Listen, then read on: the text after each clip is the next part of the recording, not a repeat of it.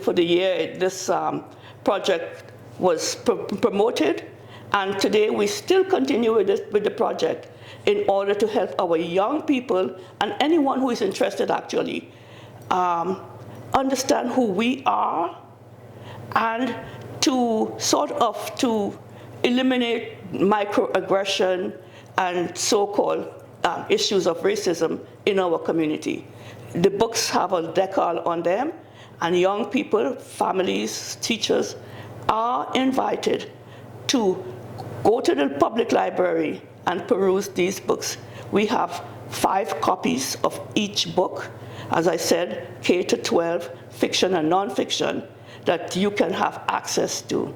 So I think I've saved a lot of teachers the time of trying to figure out which books they should read in the classroom. That's good. And I've done so much work with respect to sickle cell anemia. I would like to talk about the bill that is being promoted in Parliament right now, and it's Bill S301. Yes, Canadian Parliament. Canadian Parliament. Okay. And it's being promoted by Dr. Couto.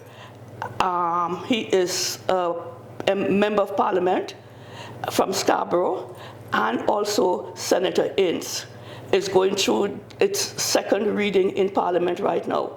When this bill is proclaimed, people who have sickle cell anemia will have more rights or similar rights to other illnesses such as cancer, so that we can have more funding, more research into what it means to have sickle cell anemia and also to have a sickle cell trait.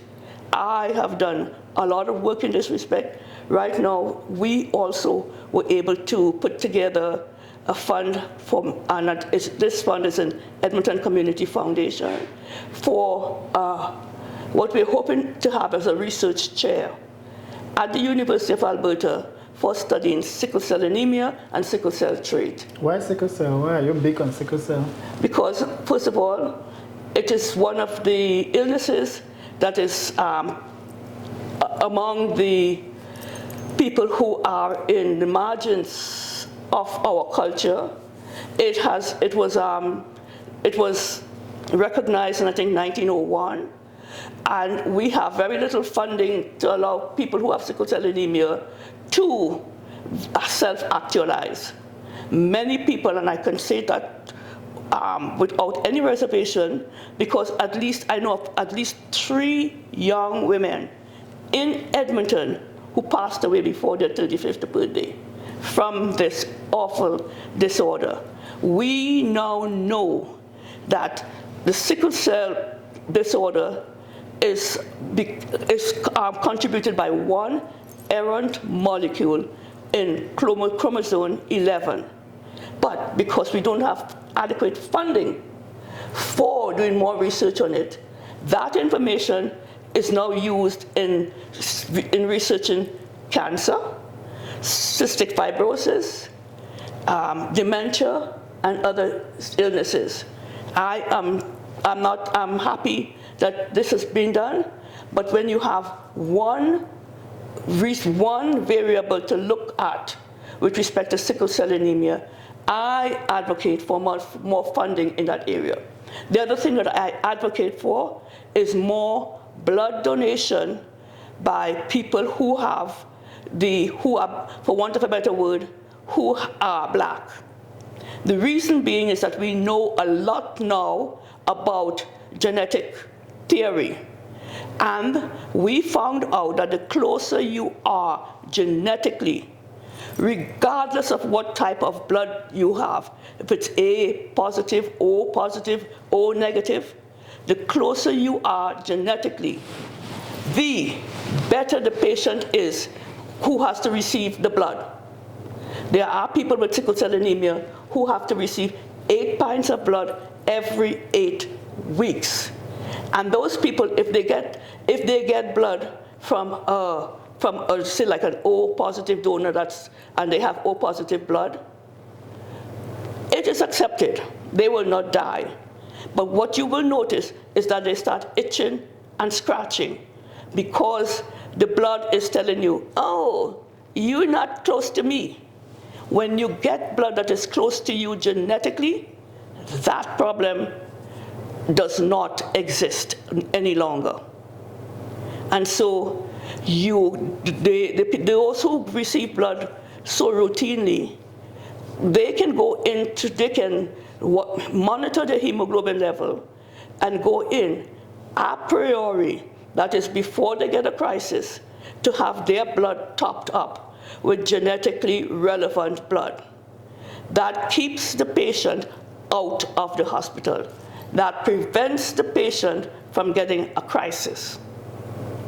When we have a system where the patients know that that is a protocol that they should embrace, you reduce the cost of healthcare because the patient does not get a crisis, does not go into the hospital and stay for 2 or 3 weeks at the expense of our health system. I see. When the patient goes for the blood, they go in like for a half day, 2 hours prior and then 2 hours after, to ensure that they do not spring a leak, as my daughter would say, and everything is okay.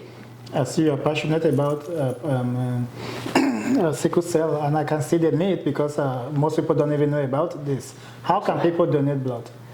You can donate blood by going to your nearest Canadian Blood Services unit.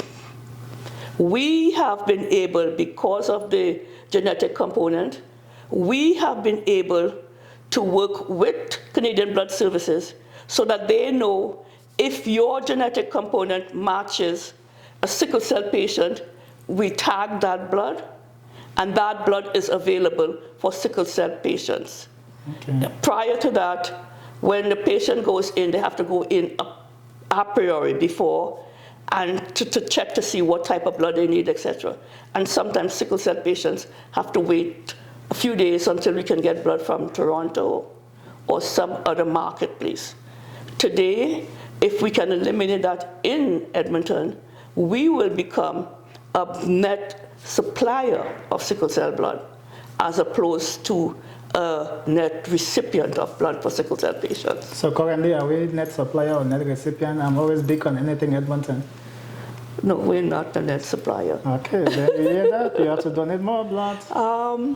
It's necessary for people in our community to know about this, to understand that hitherto, before now, we would get tales about how black blood was being rejected, but we now know that at the genetic level, everybody's blood is useful and important.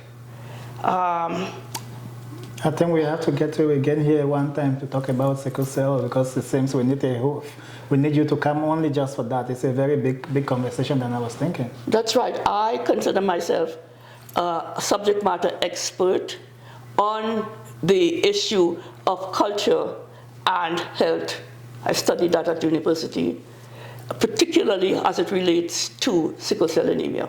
Okay, so let me give you the opportunity to say one last thing. Mm-hmm. What would that be before we let you go? You're busy there. Oh, I could say a lot of stuff. I know. One more, then we'll have to get you back because yes, you brought in some very important conversations. Sickle cell seems like a whole show in itself. And maybe let's look at when International Sickle Cell Day or something coming up. Let's plan for that. Yeah, I think this year I'm hoping to go to Ottawa. Good. So to be among in the audience when we talk about the bill. Yeah. So let's look at that and follow up what's happening with the bill. So yes, we'll keep everyone posted on the bill, how it's going. We'll get Dr. Warren to be our expert in educating everyone where it's going, where things are. But one last thing before we let you. Oh, I forgot to tell you. You asked me something about, what did you ask me about? What is one? Oh, I was the first black female to be the president of Carrie West. Okay. I did my master's on the history of the Carrie West Festival, and I was the first person to take the archives belonging to our community and store them in the Edmonton archives. So before you, it was only men that were presidents? Yes. Okay. Yes, but since I did my research on the history of the Curry West Festival, they said, Jean, you seem to be so interested. And that research was done, the first of its kind, in Canada.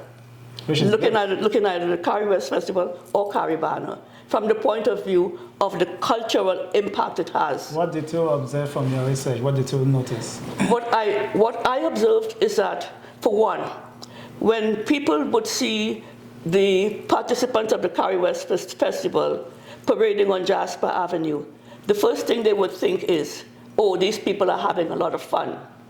But at another level, what you see is people who can put on a festival and take the city from where it's at the beginning on Friday and hand the parade route, hand the venue back to the city on Monday morning, just like they receive it. It demonstrates managerial skills. It demonstrates relevance. It demonstrates a stick to it. And also the fact that Trinidadians and Tobagonians bring their culture with them anywhere they go. It is a very inclusive event. Anyone can participate in it, and we ensure that everyone who comes along has a good time. It's so cosmopolitan that the city of Edmonton has used the Curry West Festival to promote other events that they're having in the city, to demonstrate that Edmonton is a cosmopolitan city. And again, another topic that we are going to bring Dr. Warren back and somebody from Curry West to talk about. So we have Curry West in Edmonton, we have Curry Fest in Calgary, that's right. Caribana in Toronto. Yes. So on that note, thank you for coming. You've just made yourself a permanent guest here because we are going to be bringing you back because you brought in a lot of topics. Thank you so much. So nice chatting on the Women's Month, on a period where you are fasting.